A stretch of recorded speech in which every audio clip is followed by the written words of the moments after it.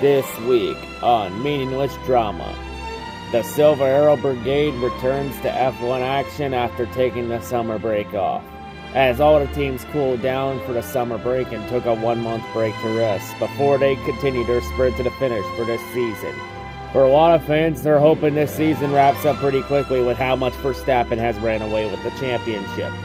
One person that is not a fan of Verstappen running away with it is the leader of men, Sir Lewis Hamilton, as Lewis Hamilton chose to strut his peacock feathers because earlier in the season, Lewis was asking the FIA to make rules to limit the slope for Red Bull down because Red Bull was winning too much. The Red Bull denied him. The FIA denied the Mercedes Lewis's wishes and just told the team to be better.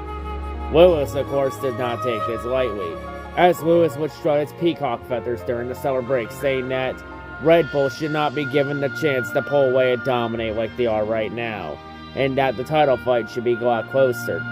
And then Lewis saying that unfortunately he sees Red Bull dominating the sport for the next 3 years. So Lewis Hamilton is predicting a Verstappen 5-peat and predicting that Verstappen will end up winning 5 championships in a row. Funny how Lewis Hamilton complains about Red Bull dominance, but he didn't say a fucking word when Mercedes dominated the sport for 8 years in a row. But of course, yes, Sir Lewis, leader of men. And of course, though, Lewis Hamilton, though, entering this week, Lewis Hamilton said that he was preparing to battle Verstappen, saying that if Verstappen made a mistake, he would be right there to pounce. Hold up when we smash X to doubt. Lewis, you had your fucking chance at Verstappen in 2021. You had your chance to battle him, and you blew your chance. Get to the fucking back of the line, fucking diva.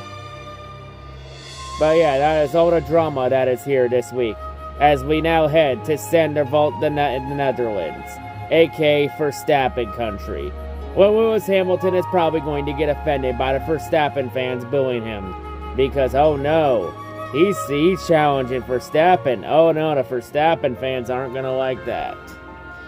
But yeah, Lewis, have fun in Verstappen country this week.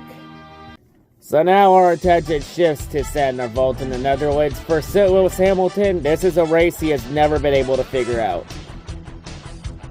as in both races that have been run here since they returned to this track, both races have been won by the Max Verstappen, the king of the Netherlands. And Verstappen got another pole and looked like he was going for his third straight win in the Dutch land. Unfortunately for Verstappen, he would end up having issues early, as Sergio Perez would get the lead off Verstappen early, and Verstappen would have a struggling start, mainly due to it raining early in the race. But then once the track started drying up, we would start seeing Verstappen strut his muscle like he has throughout the season. And then Verstappen quickly, after switching to dry tires, took advantage of a quick undercut stop and jumped ahead of Sergio Perez. And once he got ahead of Perez, well, it was smooth sailing for Verstappen after that. Meanwhile, both Mercedes cars struggled throughout this race. Neither of them had race-winning speed. Both of them struggled even to stay. Hamilton even struggled at one point to look like even staying in the top 10. Man, Lewis Hamilton, you spent all this week in the summer break bitching about how unfair Red Bull is this year, and complain out how they have an unfair advantage, when in reality it's not Red Bull's fault that your team is now a poorly run shithole. And then Lewis Hamilton forgot he had a fucking race this week. But of course though, even though Verstappen was dominating and pulling away with another easy win, the racing gods decided to throw a twist on this and decide that Verstappen is not going to win 9 in a row so easily and that he had to earn it, as we would have rain come out late going of the race. And then Verstappen would make the quick changes to intermediates and then wet tires. And then as they went to full extreme wet tires, that's when shit started to hit the fan in this race. As after they switched to wet tires, Sergio Perez would then lock up in turn 1 and would spin out. And Perez was running second at the time of this, and this would cost Perez second, as Fernando Alonso would move up to second. So Fernando looks like he's fresh off the summer break and back where he left off to start the year after he kind of fell off the last parts of the season before the summer break.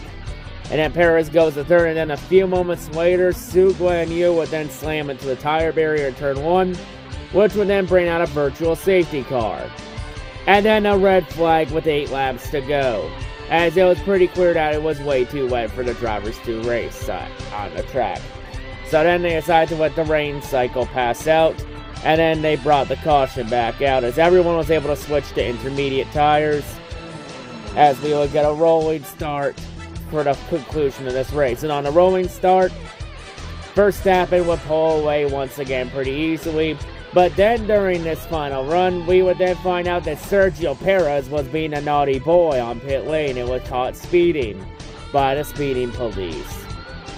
Folks, don't speed. Speeding kills. As yeah, that speeding penalty would cost Sergio Perez a 5-second penalty. Beep! So then Perez is fine to just try and stay on the podium at the end. But one thing that we don't have to fight is Max Verstappen once again. Another day, another F1 race won by Verstappen. And Verstappen wins in his homeland. Yo, hey, yo, ho. Super much, super much, yo, hey, yo, ho. Super much, super much, yo, hey, yo, ho. Super much, super much, yo, hey, yo, ho. Super much,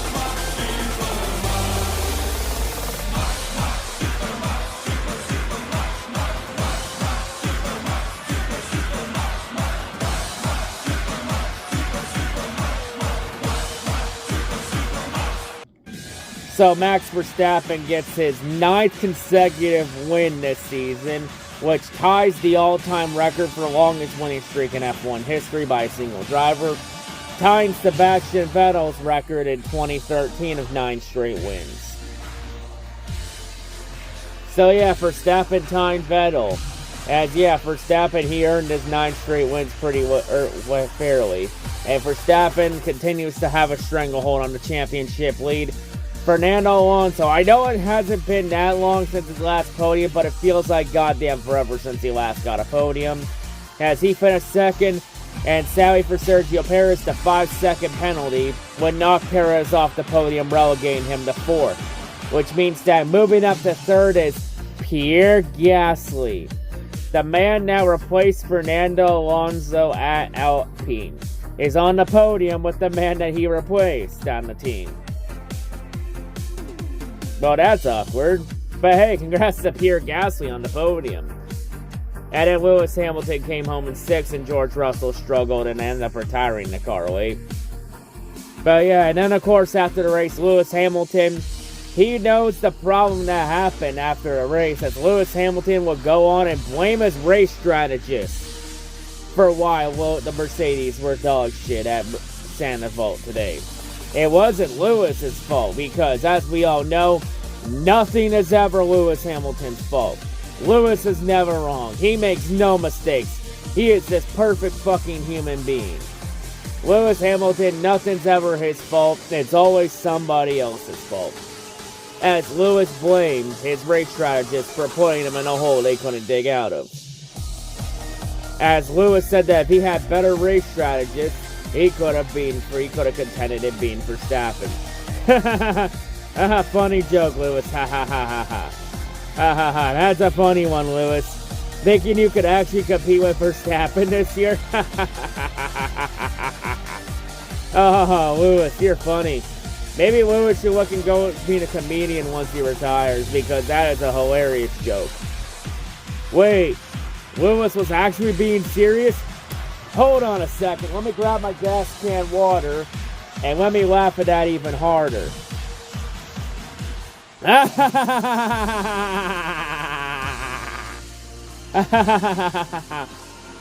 So yeah, while that is all happening, and once again Lewis taking no accountability for his fuck-ups and blaming other people for his fault, because nothing's ever his fault.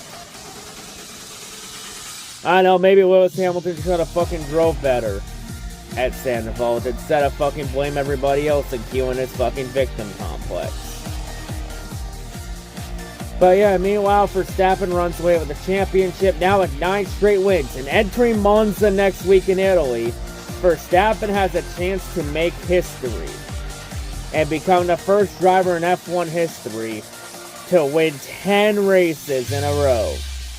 Something I don't think many of us have seen in motorsports since, Richard Petty won 10 races in a row in 1967 in NASCAR.